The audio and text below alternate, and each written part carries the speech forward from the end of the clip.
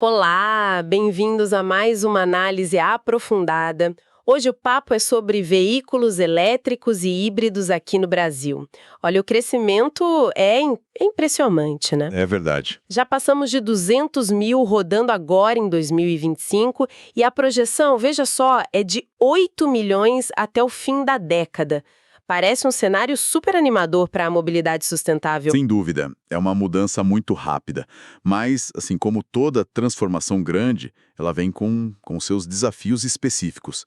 O principal deles está ligado às baterias de íons de lítio. Ah, as baterias? Exato. E um risco que a gente chama de fuga térmica.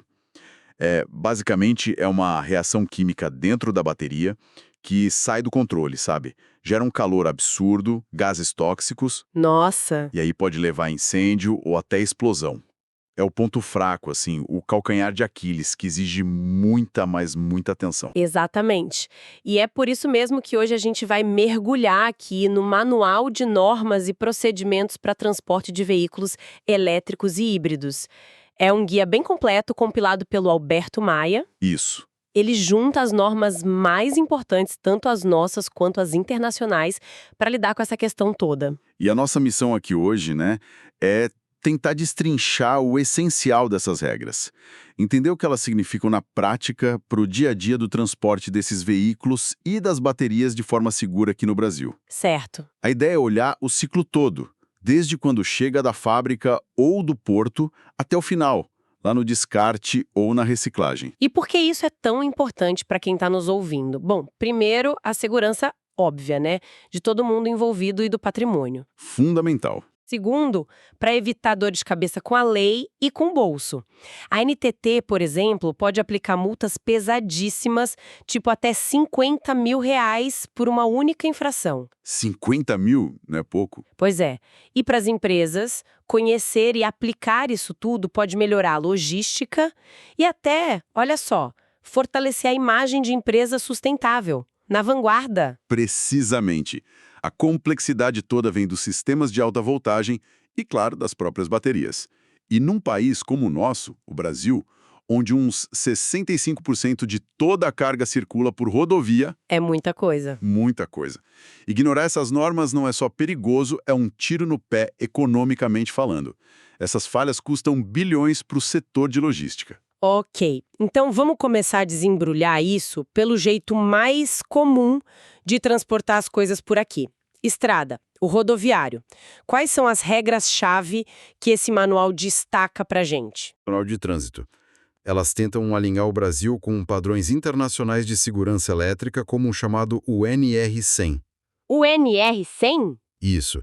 E tem uma resolução bem importante, a 912 de 2022. Ela tornou obrigatório desde 2023 para veículos elétricos novos ou importados um monte de equipamentos nos caminhões que fazem o transporte. Que tipo de equipamento a gente está falando? Então, são coisas como proteções laterais e traseiras no caminhão, uma sinalização bem específica indicando que está transportando bateria de lítio e algo super importante, extintores com agentes limpos. Agentes limpos? O que é isso? São substâncias tipo FM200 ou Novec 1230.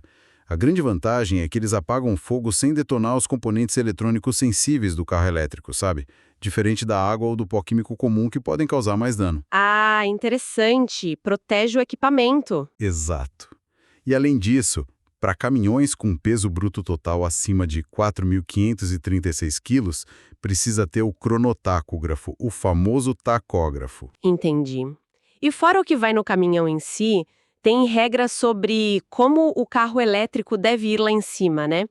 Eu li alguma coisa sobre o nível de carga da bateria, o tal do SOC, State of Charge. Exatamente. Esse é um ponto crítico, crucial mesmo. O manual bate muito na tecla que, para o transporte, o ideal é a bateria estar com a carga entre 30% e 50%. 30% a 50%? Mas por que esse nível? Simples. Uma bateria com menos carga tem menos energia guardada lá dentro. Isso diminui bastante o risco de uma fuga térmica muito violenta se acontecer algum problema, uma batida, um curto. Faz todo sentido.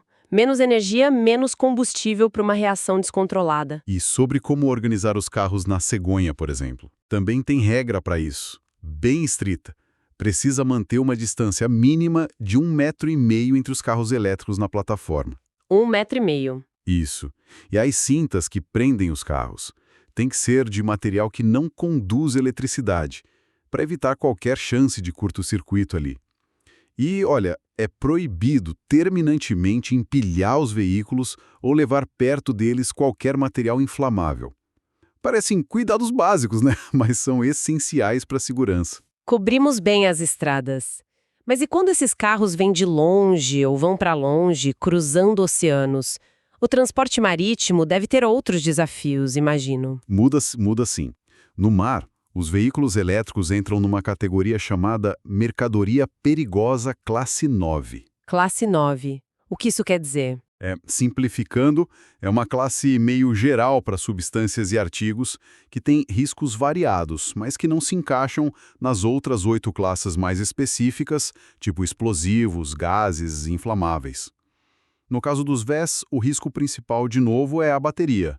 E a norma que manda no mundo todo aqui é o IMDG Code. Código Marítimo Internacional. E o que esse código exige, assim, na prática? Bom, ele define que as baterias que têm os códigos UN 3480 para bateria solta e 3481 para bateria dentro do equipamento precisam ser transportadas em embalagens bem fortes, resistentes à pancada, vibração. Certo. É fundamental proteger contra curto-circuito, ou desconectando a bateria ou isolando muito bem os terminais. E a papelada da documentação tem que ser perfeita, dizendo o tipo da bateria, capacidade. Tem até uns exemplos legais, tipo o Porto de Santos. Ah, é? O que eles fizeram? Eles já se adaptaram bem, usam containers refrigerados e têm agentes limpos à disposição para lidar com segurança com a importação de VS, principalmente os que vêm da China. Interessante essa adaptação lá em Santos. Agora, subindo um pouco, para o céu. Transporte aéreo. Minha intuição diz que aqui as regras são ainda mais apertadas. Com certeza absoluta. É o modal mais restritivo de todos. As regras vêm da IATA, que é a Associação Internacional de Transporte Aéreo, pelo regulamento de mercadorias perigosas deles, o DGR. E aqui no Brasil, quem manda é a ANAC, nossa agência, pelo RBAC 175. E olha, a coisa ficou ainda mais séria agora em 2025. É mesmo? Por quê? O que mudou?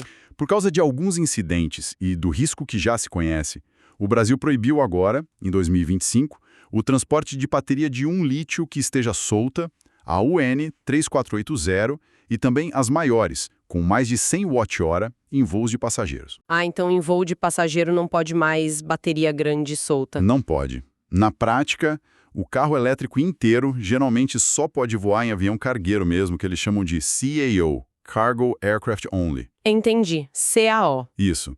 E tem mais mudança importante vindo aí. A partir de 1º de janeiro de 2026, vai ser obrigatório que toda bateria acima de 100 watt-hora que for transportada por avião tenha o SOC, a carga, de no máximo 30%. Ou 25% se for o que está marcando no painel do carro. Nossa, 30% de carga máxima para poder voar a partir de 2026 é uma restrição bem forte. Muito forte. E a embalagem também é padrão, tem que seguir a instrução PI 952 e as etiquetas de classe 9 e de Cargo Aircraft Only são obrigatórias. Uau! Ok, então cobrimos estrada, mar, ar, falta o trem, né? Transporte ferroviário. Como fica nos trilhos? Nos trilhos, as regras seguem padrões internacionais, tipo o RID, que é mais europeu, e as normas aqui da nossa ANT, Agência Nacional de Transportes Terrestres. A resolução principal foi atualizada recentemente, é a 5998 de 2022. E a classificação? Igual às outros, classe 9 de mercadoria perigosa. As exigências são bem parecidas com as do caminhão e do navio. Controlar o SOC, embalagem adequada, documentação em dia, mas claro, com adaptações para aguentar as vibrações que são típicas do trem. E aquele limite de carga de 30% que você mencionou para o aéreo? Vale para o trem também, a partir de 2026 para as baterias maiores, acima de 100 watt-hour. E parecido com o avião, bateria solta acima de 100 watt-hour é proibida em trem de passageiro. Entendi. Eu estou percebendo que, apesar de cada modal ter sua particularidade, tem um ponto em comum que parece ser a base de tudo, que o manual reforça bastante: Os testes UN 38.3 para as baterias. Explica pra gente por que eles são tão cruciais. Correto. Você pegou o ponto central. Os testes UN 38.3 são, assim, a espinha dorsal da segurança no transporte de qualquer bateria de lítio. É um pacote de 8 testes super rigorosos, padronizados pela ONU. 8 testes. Isso. E toda bateria de lítio, não importa se é pequenininha de celular ou gigante de carro, se está solta ou dentro do veículo, tem que passar por esses testes para poder ser transportada legalmente, por qualquer meio, terra, mar, ar ou trilho. Eles basicamente simulam as piores condições que uma bateria pode encontrar numa viagem. E que tipo de tortura, vamos dizer assim, essas baterias passam nesses testes? Como é que simulam essas condições? É quase isso mesmo. Olha, eles simulam de tudo. TU é baixa pressão, para simular altitude. T2 é ciclo térmico, com mudanças bruscas de temperatura, tipo de -40 para +75 graus Celsius. Nossa! T3 é vibração, simulando o chacoalhado do transporte. T4 é choque mecânico, simula impacto. T5 é curto-circuito externo. T6 é impacto ou esmagamento da célula da bateria. T7 é teste de sobrecarga, colocar mais energia do que deveria. E T8 é descarga forçada.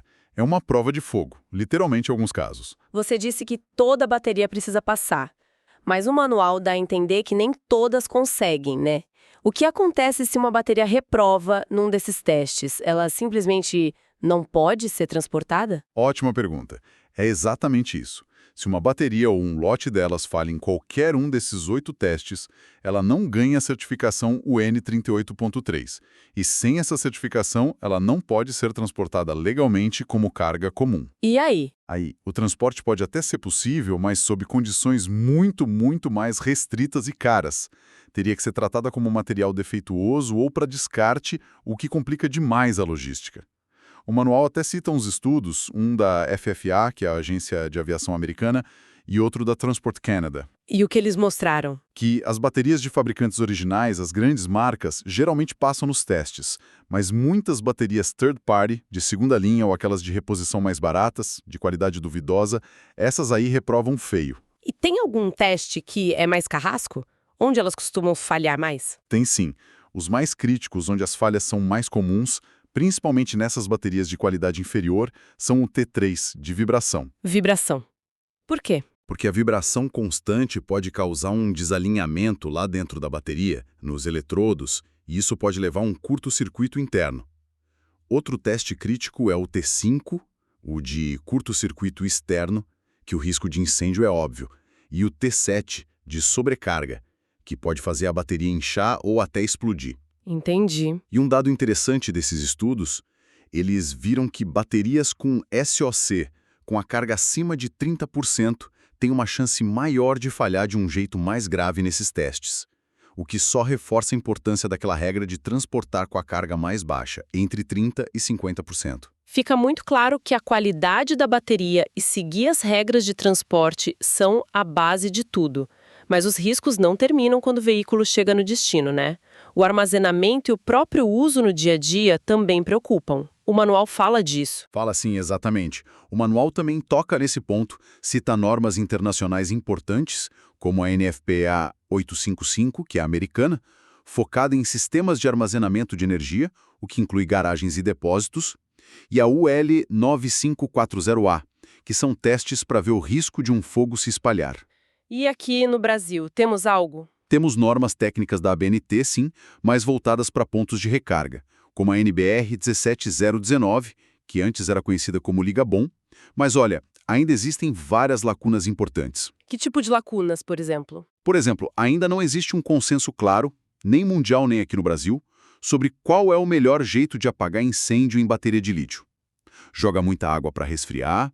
Por quanto tempo tem que ficar resfriando? Usa algum agente especial? Falta essa padronização. Entendi. E também falta padronizar qual a distância segura que tem que ter entre os carros elétricos numa garagem ou num pátio, para evitar que, se um pegar fogo, o fogo passe rápido para os outros.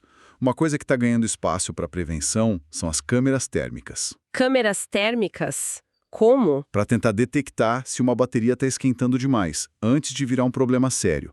seja antes de embarcar um carro para transporte ou durante o armazenamento mesmo. É uma ferramenta a mais. E, infelizmente, esses riscos todos viraram realidade de forma bem preocupante em 2025, né?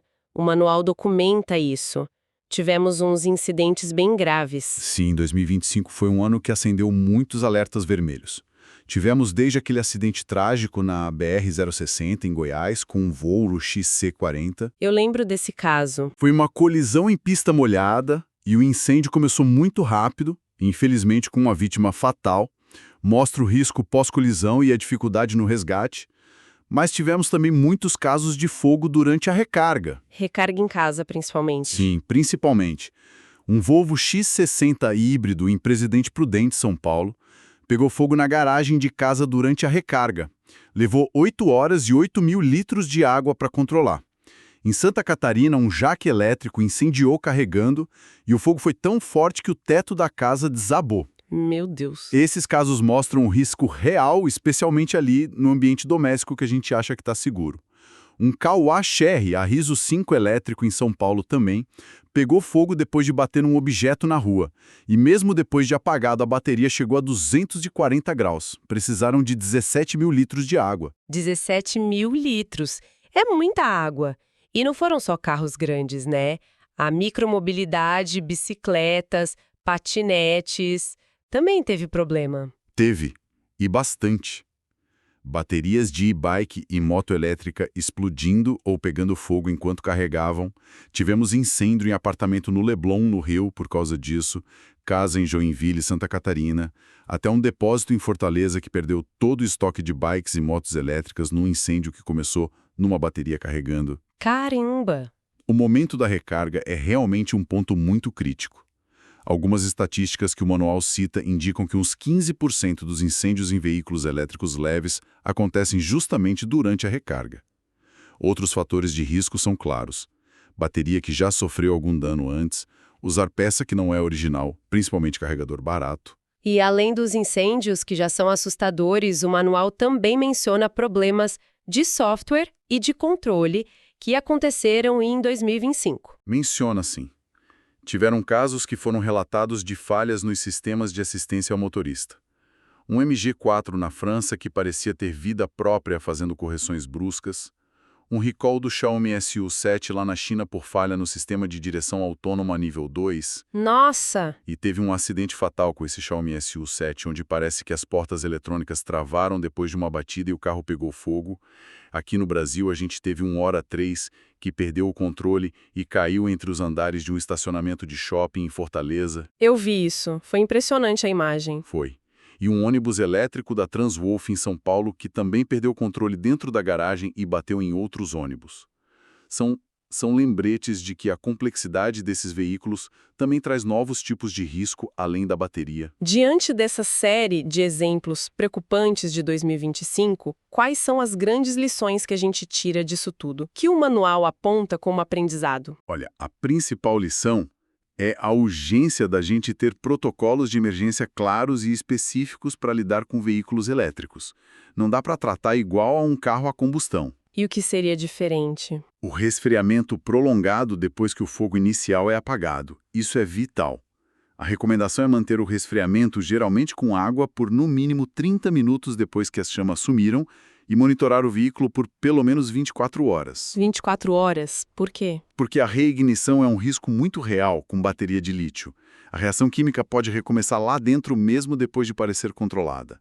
Fora isso, a prevenção é a palavra-chave. Fazer inspeções regulares no veículo e na bateria, ter muito cuidado com carregadores, especialmente os que não são originais, e ficar super atento a qualquer sinal de dano na bateria, um inchaço, um vazamento. Mas e o fim da linha? O que acontece com essas baterias quando elas não servem mais para o carro? Para onde elas vão? Imagino que aí começa outro desafio enorme, né? É um desafio gigantesco e que está só começando a dar as caras de verdade aqui no Brasil. O volume de baterias chegando no fim da vida útil ainda é relativamente pequeno hoje, mas vai crescer de forma exponencial nos próximos anos. A nossa lei principal para lidar com isso é a Política Nacional de Resíduos Sólidos, a PNRS, que é lá de 2010. A PNS. E o que ela diz sobre as baterias? Ela classifica essas baterias de lítio como resíduo perigoso classe 1, de acordo com a norma técnica NBR 10004. Isso significa que elas exigem um manejo todo especial, não podem ir para o lixo comum. E um ponto crucial da PNRs é que ela estabelece a responsabilidade estendida do produtor, a REP. Responsabilidade estendida do produtor. O que isso quer dizer na prática? Quem é responsável? Significa que os fabricantes e os importadores das baterias e, por extensão, dos veículos elétricos são os responsáveis legais por garantir que essas baterias usadas sejam coletadas e que tenham uma destinação final correta do ponto de vista ambiental. Eles têm que criar e bancar sistemas de logística reversa. Essa é a teoria, mas a prática parece bem diferente pelo que o manual mostra. Tem um número ali que me chocou. Só 2 a 3% dessas baterias são recicladas de forma correta formalmente no Brasil hoje? Para onde está indo todo o resto? Pois é, esse número é assustador. Infelizmente, a grande maioria hoje acaba indo para o descarte irregular.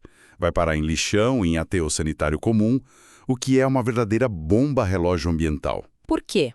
Quais os riscos? São vários. Primeiro, o risco de incêndio espontâneo nesses locais, porque a bateria ainda pode ter carga residual ou sofrer danos ali.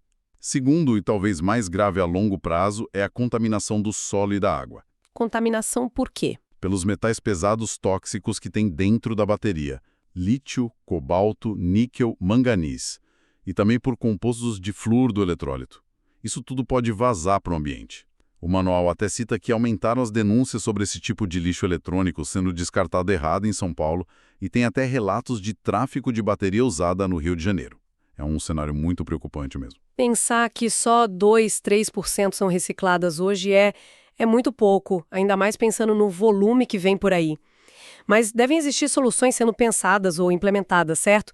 O que pode ser feito? Sim, existem soluções. E aí é que está a grande oportunidade. A própria PNRS, a lei, incentiva uma hierarquia de ações. A primeira opção deveria ser tentar a reutilização. É o que a gente chama de segunda vida da bateria. Segunda vida? Como assim? Uma bateria que já não está mais tão boa para usar num carro, geralmente quando a capacidade dela cai para uns 70%, 80% do original, ainda pode ser excelente para outras aplicações, principalmente para sistemas de armazenamento de energia estacionários. Ah, tipo para guardar energia solar? Exatamente, para guardar energia solar em casa, numa empresa, para estabilizar a rede elétrica. Tem vários projetos piloto interessantes rolando. A Volvo tem um com a Reciclotec, por exemplo. É dar um novo uso para a bateria antes de pensar em descartar. Legal essa ideia da segunda vida. Mas e depois disso? Ou se a segunda vida não for possível? Aí sim entra a reciclagem. E hoje já existem tecnologias, principalmente processos químicos chamados hidrometalúrgicos, que conseguem recuperar uma porcentagem altíssima dos materiais valiosos que estão ali dentro. Coisa de até 95% do lítio, cobalto, níquel, cobre, alumínio. 95% é muita coisa. É muita coisa. Isso não só evita a contaminação do descarte errado, como também diminui a nossa dependência de minerar matéria-prima nova, virgem. Fecha o ciclo, né? É, economia circular na prática. E já temos empresas importantes investindo nisso aqui no Brasil. Quais empresas, por exemplo? A própria Reciclotec que eu mencionei, a Ambipar, que é grande na área ambiental, e até startups focadas nisso como a Oxigênio. O potencial econômico e ambiental da reciclagem de baterias é gigantesco. E a regulamentação está tentando correr atrás para organizar isso? O manual cita um projeto de lei, o número 2132, de 2025. O que ele busca fazer? Baterias de lítio. Ele tenta colocar ordem na casa. Como? O que ele propõe? Ele busca estabelecer metas claras de coleta e de reciclagem. Por exemplo, uma meta de reciclar 40% das baterias até 2030.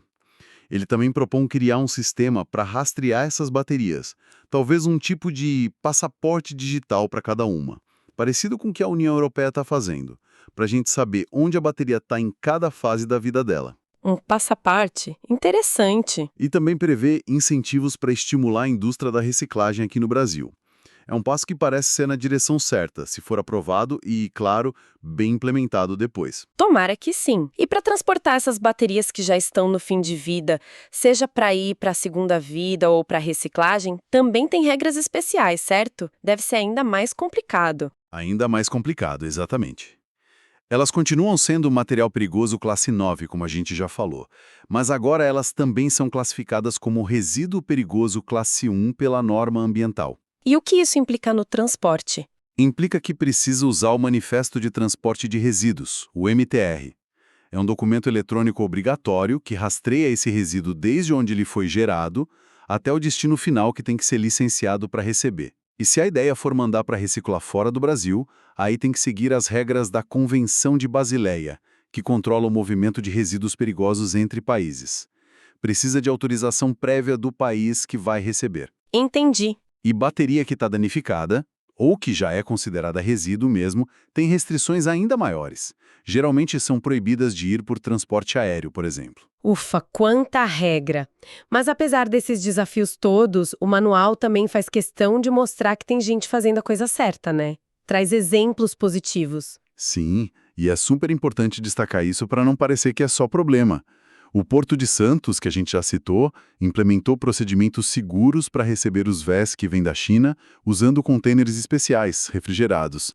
O Porto de Paranaguá também tem operações consideradas seguras em parceria com a DHL. E fora dos portos? Empresas de logística, como a Login, estão montando frotas elétricas para entrega urbana e já com protocolos de segurança específicos para isso.